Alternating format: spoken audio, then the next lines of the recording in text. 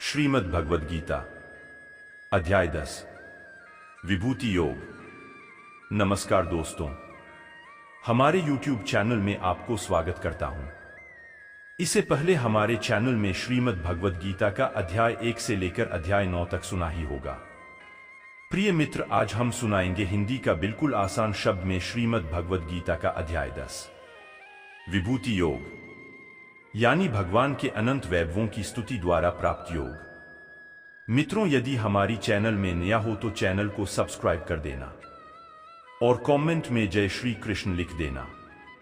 कृपया वीडियो को अंत तक जरूर देखें। तो आइए अध्याय को आरंभ करते हैं। इस अध्याय में श्री कृष्ण ने अपनी भव्य और दीप्तिमान महिमा का वर्णन किया है, जिससे अर्जुन को भगवान में अपना ध्यान केंद्रित करने में सहायता मिल सके। 9वें अध्याय में श्री कृष्ण ने भक्ति योग या प्रेममयी भक्ति की व्याख्या करते हुए अपने कुछ वैभवों का वर्णन किया था। यहाँ इस अध्याय में वे आगे अर्जुन के भीतर श्रद्धा भक्ति को बढ़ाने के प्रयोजनार्थ अपनी अनंत महिमा का पुनः वर्णन करते हैं। इन श्लोकों को पढ़ने से आनंद की अनुभूति होती है और इनका श्रवण करने से मन प्रफुल्लित हो जाता है। श्री कृष्ण बताते हैं कि वे सृष्टि में प्रकट प्रत्येक अस्तित्व का स्रोत हैं। मनुष्यों में विविध प्रकार के गुण उन्हीं से उत्पन्न होते हैं। 7 महर्षि, 4 महान ऋषि और 14 मनुओं का जन्म उनके मन से हुआ और बाद में संसार के सभी मनुष्य इनसे प्रकट हुए। जो यह जानते हैं कि सबका उद्गम भगवान है, वे अगाध श्रद्धा के साथ उनकी भक्ति में तल्लीन रहते हैं।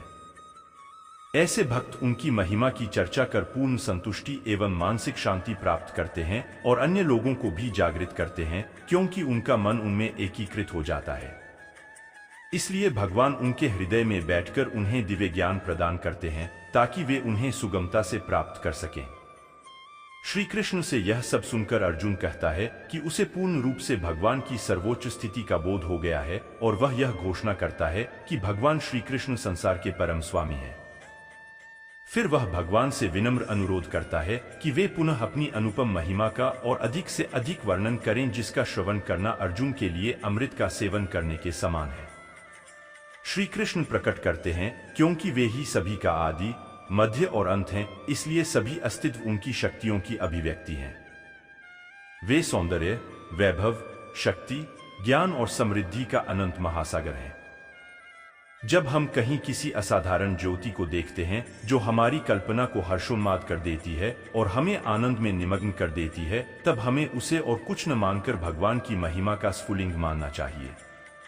वे ऐसे विद्युत गृह के समान हैं जहां से मानवजाति के साथ साथ ब्रह्मांड में सभी पदार्थ अपनी ऊर्जा प्राप्त करते हैं। तत्पश्चात शेष अध्याय में वे उन सभी श्रेष्ठ पदार्थों, व्यक्तित्वों और क्रियाओं का मनमोहक वर्णन करते हैं जो उनके विशाल वैभव को प्रदर्शित करते हैं। इस प्रकार से वे यह कहकर इस सुंदर अध्याय का समापन करते हैं कि उन्होंने अभी तक अपनी जिस अनुपम महिमा का वर्णन किया है, उससे उनकी अनंत महिमा के महत्व का अनुमान नहीं लगाया जा सकता, क्योंकि वे ही अनंत ब्रह्मांडों को अपने दिव्य स्वरूप के एक अंश के रूप में धारण किए हुए हैं। इसलिए हम मानवों को भगवान, जो सभी प्रकार के वैभवों का स्रोत हैं, उन्हें ही अपनी आराधना का लक्ष्य मानना चाहिए। मित्र, आइए जानते हैं इस अध्याय की 42 श्लोक के बारे में। आनंदमयी भगवान ने कहा, हे महाबाहु अर्जुन, अब आगे मेरे सभी दिव्य उपदेशों को पुनः सुनो। चूंकि तुम मेरे प्रिय सखा हो, इसलिए मैं तुम्हारे कल्याणार्थ तुम्हें इन्हें प्रकट करूंगा।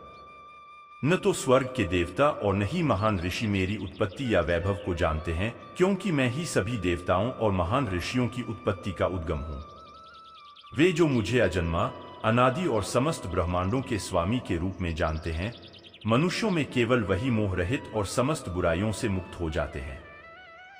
जीवों में विविध प्रकार के गुण जैसे बुद्धि, ज्ञान, विचारों की स्पष्टता, क्षमा, सत्यता, इंद्रियों और मन पर नियंत्रण, सुख और दुख, जन्म मृत्यु, भय, निडरता, अहिंसा, समता, तुष्टि, तप, दान, यश और अपयश केवल मुझसे ही उत्पन्न होते हैं। सप्त महर्षिगण और उनसे पूर्व 4 महर्षि और 14 मनु सब मेरे मन से उत्पन्न हुए हैं, तथा संसार में निवास करने वाले सभी जीव उनसे उत्पन्न हुए हैं। जो मेरी महिमा और दिव्य शक्तियों को वास्तविक रूप से जान लेता है, वह अविचल भक्तियोग के माध्यम से मुझ में एकीकृत हो जाता है। इसमें कोई संदेह नहीं है। मैं समस्त सृष्टि का उद्गम हूं। सभी वस्तुएं मुझसे ही उत्पन्न होती हैं। जो बुद्धिमान यह जान लेता है वह पूर्ण दृढ़ विश्वास और प्रेमा भक्ति के साथ मेरी उपासना करता है। मेरे भक्त अपने मन को मुझ में स्थिर कर अपना जीवन मुझे समर्पित करते हुए सदैव संतुष्ट रहते हैं। वे एक दूसरे को ज्ञान प्रदान करते हुए, मेरे विषय में वार्तालाप करते हुए और मेरी महिमा का गान करते हुए अत्यंत आनंद और संतोष की अनुभूति करते हैं। जिनका मन सदैव मेरी प्रेममयी भक्ति में एकीकृत हो जाता है, मैं उन्हें दिव्य ज्ञान प्रदान करता हूं जिससे वह मुझे पा सकते हैं। उन पर करुणा करने के कारण मैं उनके हृदयों में वास करता हूं और ज्ञान के प्रकाश में दीपक द्वारा अंधकार जनित अज्ञान को नष्ट करता हूं। अर्जुन ने कहा, आप परम पुरुषोत्तम भगवान, परम धाम, परम शुद्ध, अविनाशी भगवान, आदि पुरुष, अजन्मा तथा महानतम है। नारद, असित, देवल और व्यास जैसे महान ऋषि सभी इस सत्य की पुष्टि करते हैं और अब आप स्वयं भी मुझे यही सब बता रहे हैं। हे कृष्ण, मैं आपके द्वारा कहे गए सभी कथनों को पूर्णतया सत्य के रूप में स्वीकार करता हूं। हे परम प्रभु, न तो देवता और न ही असुर आपके वास्तविक स्वरूप को समझ सकते हैं। हे परम पुरुषोत्तम, आप सभी जीवों के उद्गम और स्वामी हैं, देवों के देव और ब्रह्मांड नायक हैं। वास्तव में केवल आप अकेले ही अपनी अचिंतनीय शक्ति से स्वयं को जानने वाले हो। प्रभु, कृपया विस्तार पूर्वक मुझे अपने दिव्य ऐश्वर्यों से अवगत कराए जिनके द्वारा आप समस्त संसार में व्याप्त होकर उनमें रहते हो। हे योग के परम स्वामी, मैं आपको ज्यादा अच्छे से कैसे जान सकता हूं और कैसे आपका मधुर चिंतन कर सकता हूं। हे परम पुरुषोत्तम भगवान, ध्यानावस्था के दौरान मैं किन किन रूपों में आपका स्मरण कर सकता हूं। हे जनार्दन, कृपया मुझे पुनः अपनी दिव्य महिमा, वैभवों और अभिव्यक्तियों के संबंध में विस्तृत रूप से बताए।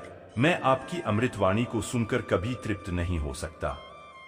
आनंदमय भगवान ने कहा, अब मैं तुम्हें अपनी दिव्य महिमा का संक्षिप्त वर्णन करूंगा। हे श्रेष्ठ कुरुवंशी, इस वर्णन का कहीं भी कोई अंत नहीं है। विभूति योग में सभी जीवित प्राणियों के हृदय में स्थित हूं। मैं ही समस्त जीवों का आदि, मध्य तथा अंत हूं। मैं अदिति के 12 पुत्रों में विष्णु हूं, प्रकाशवान पदार्थों में सूर्य, मरुतों में मुझे मरीचि और नक्षत्रों में रात्रि का चंद्रमा समझो। मैं वेदों में सामवेद, देवताओं में स्वर्ग का राजा इंद्र हूं। इंद्रियों के बीच में मन और जीवित प्राणियों के बीच चेतना हूं। रुद्रों में मुझे शंकर जानो, यक्षों में मैं कुबेर हूं, वसुओं में मैं अग्नि हूं और पर्वतों में मेरु हूं। हे अर्जुन, पुरोहितों में मुझे बृहस्पति जानो और सेना नायकों में मैं कार्तिकेय हूं और सभी जलाशयों में समुद्र हूं। मैं महर्षियों में भृगु हूं, ध्वनियों में दिव्य ओम हूं। मुझे यज्ञों में जपने वाला पवित्र नाम समझो।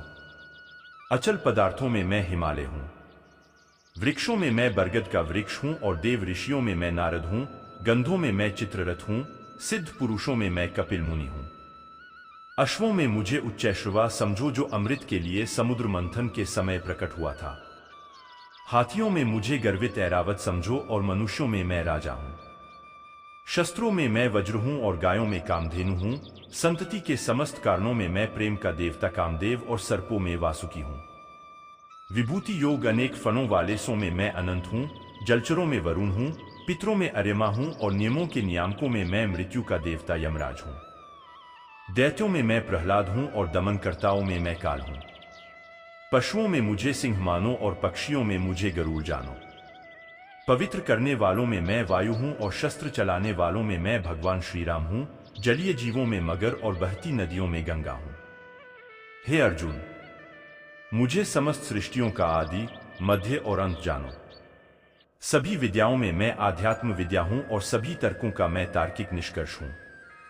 मैं सभी अक्षरों में प्रथम अक्षर, आकार हूं और व्याकरण के समासों का द्वंद्व समास हूं। मैं शाश्वत काल हूं और सृष्टाओं में ब्रह्मा हूं। मैं सर्वभक्षी मृत्यु हूं और आगे भविष्य में होने वालों अस्तित्वों को उत्पन्न करने वाला मूल मैं ही हूं। स्त्रियों के गुणों में मैं कीर्ति, समृद्धि, मधुरवाणी, स्मृति, बुद्धि, साहस और क्षमा हूं। सामवेद के गीतों में मुझे बृहत्साम और छंदों में मुझे गायत्री मंत्र समझो। मैं 12 मासों में मार्गशीर्ष और ऋतुओं में पुष्प खिलाने वाली वसंत ऋतु हूं। समस्त छलियों में मैं जुआ हूं और तेजस्वियों में तेज हूं। विजेताओं में विजय हूं। संकल्पकर्ताओं का संकल्प और धर्मात्माओं का धर्म हूं। विभूति योग वृष्णिवंशियों में मैं कृष्ण और पांडवों में अर्जुन हूं। ऋषियों में मैं वेदव्यास और महान विचारकों में शुक्राचार्य हूं। मैं अराजकता को रोकने वाले साधनों के बीच न्यायोचित दंड और विजय की आकांक्षा रखने वालों में उनकी उपयुक्त नीति हूं। रहस्यों में मौन और बुद्धिमानों में उनका विवेक हूं। मैं सभी प्राणियों का जनक बीज हूं। कोई भी चर या अचर मेरे बिना नहीं रह सकता। हे शत्रु विजेता, मेरी दिव्य विभूतियों का कोई अंत नहीं है। मैंने जो तुमसे कहा यह मेरी अनंत महिमा का संकेत मात्र है। तुम जिसे सौंदर्य, ऐश्वर्य या तेज के रूप में देखते हो उसे मेरे से उत्पन्न किंतु मेरे तेज का स्फुलिंग मानो। हे अर्जुन, इस प्रकार के विस्तृत ज्ञान की क्या आवश्यकता है? केवल इतना समझ लो कि मैं अपने एक अंश मात्र से सकल सृष्टि में व्याप्त होकर उसे धारण करता हूं। मित्रों, इसी में इस अध्याय की समाप्त हो जाता है। नेक्स्ट अध्याय लाएंगे अगला वीडियो में। तब तक के लिए धन्यवाद।